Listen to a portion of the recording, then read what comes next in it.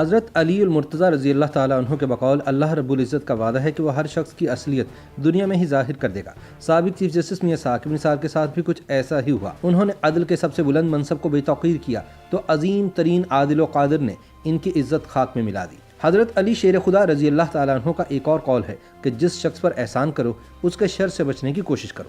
نواز شریف نے ثاقب نثار جیسے جونیئر ترین وکیل کو لاہور ہائی کورٹ کا جج بنا کر ان پر جتنا بڑا احسان کیا تھا اس پر سب حیران تھے۔ تب وہ بہت جونیئر وکیل تھے، اس وقت انہیں زیادہ سے زیادہ اسسٹنٹ ایڈوکیٹ جنرل پنجاب بنانے کا سوچا جا سکتا تھا۔ ان خیالات کا اظہار سابق آئی جی پنجاب اور جسٹس ثاقب نثار کے سابق کلاس فیلو اور دوست ذوالفقار احمد چیمہ نے اپنی ایک تحریر میں کیا ہے۔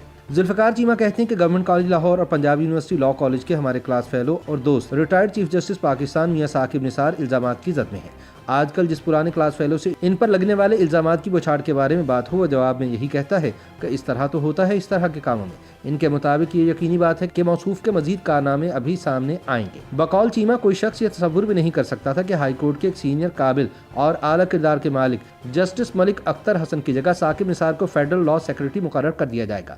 پرائم منسٹر نواز شریف نے ان پر یہ غیر معمولی احسان کیا اور پھر چند مہینوں بعد لاہور ہائی کورٹ میں 10 اسامیاں نکلی تو ثاقب نثار اور آصف سعید کھوسا کو ہائی کورٹ کا جج مقرر کر دیا گیا۔ ذوالفقار چیمہ بتاتے ہیں کہ میں ان دنوں پرائم منسٹر کا اسٹاف آفیسر تھا، اس لیے بہت سی اندر کی باتوں سے بھی واقف ہوں اور یہ بھی جانتا ہوں کہ ثاقب نثار کو جج بنوانے کے لیے خالد انور اور آصف کھوسا کے لیے ان کے سسر جسٹس ریٹائرڈ نسیم حسن شاہ کو میاں صاحبان کی کتنی منتیں کرنا پڑی، مگر ان دونوں جج حضرات نے اپنے محسن کو ایسے ڈنگ مارے کہ سب حیران رہ گئے۔ سابق آئی جی پنجاب بتاتے ہیں کہ اعلیٰ عدلیہ کے جج صاحبان پہلے سال چیف جسٹس کی زیر نگرانی رہتے ہیں، وہ نئے مقرر کردہ جج صاحبان کی کارکردگی سے مطمئن ہوں تو 1 سال کے بعد انہیں کنفرم کر دیا جاتا ہے۔ ثاقب نثار اور آصف سعید کھوسا دونوں کو پہلے سال کے بعد ان کی کارکردگی کی وجہ سے کنفرم نہ کیا گیا، مگر اس میں پرائم منسٹر نواز شریف کا کوئی کردار نہیں تھا۔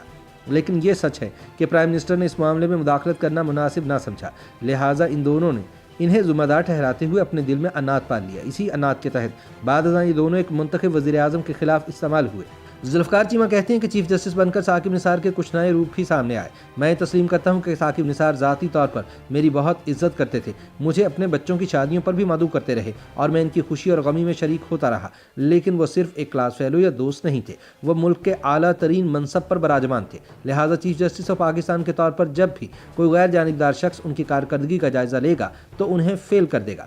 جج یا قاضی کے معیار اور آداب پر بے شمار کتابیں لکھی جا چکی ہیں، وہ نہ صرف میزان عدل کا توازن برقرار نہ رکھ سکے بلکہ منصب قضا کے کسی معیار پر بھی پورا نہ اتر سکے۔ انہوں نے اپنے کسی نامعلوم بغض یا دباؤ کے تحت نواز شریف کو ایک انتہائی بودے اور مضحکہ خیز الزام کی بنا پر وزارت عظمیٰ سے ہٹانے، انہیں سزا دلانے اور پھر انہیں تاحیات نااہل کرانے اور ملک کو غیر مستحکم کرنے میں بھرپور کردار ادا کیا۔ انہوں نے ایسا کیوں کیا؟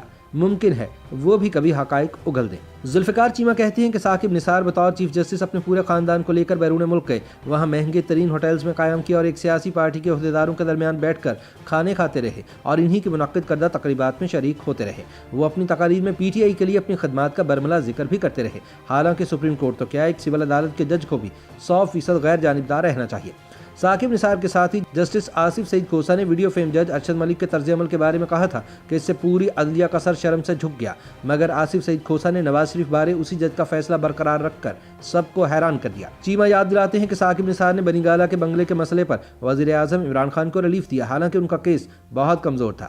نہ صرف انہوں نے عمران خان کو ریلیف دیا بلکہ انہوں نے وزیر اعظم کو صادق اور امین جیسے القابات عطا کر دیے جو صرف آقائے دو جہاں نبی آخر الزماں حضرت محمد مصطفیٰ صلی اللہ علیہ وآلہ وسلم کے لیے مخصوص ہے۔ ثاقب نثار کے سابق کلاس فیلو ذوالفقار چیمہ کہتے ہیں کہ ہمارے کلاس فیلو نے بطور چیف جسٹس پاکستان کی خدمت کا جذبہ لے کر امریکہ سے آنے والے انتہائی قابل ڈاکٹروں کو بھی عدالت میں بے عزت کیا، جس پر وہ بددل ہو کر واپس چلے گئے۔ یوں ایشیا کا ایک بہترین اسپتال جو شہباز شریف نے اپنی نگرانی میں بنوایا تھا تباہ و برباد ہو کر رہ گیا۔ ان کا کہنا ہے کہ یہ تو چند باتیں ہیں، ورنہ بابا رحمتی کے کارناموں پر پوری کتاب لکھی جا سکتی ہے۔